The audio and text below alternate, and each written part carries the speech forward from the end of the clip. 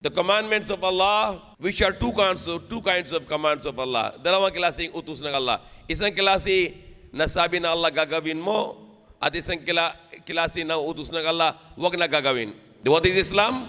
Islam is to submit to the commands of Allah, and there are two kinds of commands of Allah. The one kind of command is to do. Allah is saying us to do it. Do this and this and this.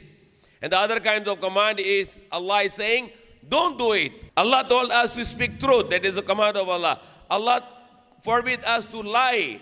Allah command us to fulfill our promise. And Allah prohibited us to break our promise. Allah command us to be honest. And Allah forbid us to be deceiving. Allah command us to stand for the truth and not to stand for the false. Allah command us, all our life we have a commandments of Allah which we have to fulfill. Don't lie, don't cheat, don't break your promise, don't be injustice, don't be cruel, don't be unkind, don't be jealous, don't be ungrateful.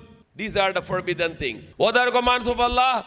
Speak the truth, speak good, don't lie, speak what is just, be kind, be generous, be brave, be generous and not to be niggard, be brave and not to be coward. So you can go on with all those commands of Allah. And in these two kinds of commands, our life is being tested. We are being subuk. Are we obeying Allah or are we disobeying Allah?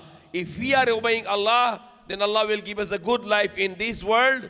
And in the next life, Allah can save us from hellfire and enter to us in Jannah, in paradise. And if we are not obeying Allah, then Allah will destroy us in this world, our life. And in the next life, Allah will throw us in hellfire and will not going in paradise. Learn what is commands of Allah, what Allah wants us to do, and what Allah forbidden us to not to do.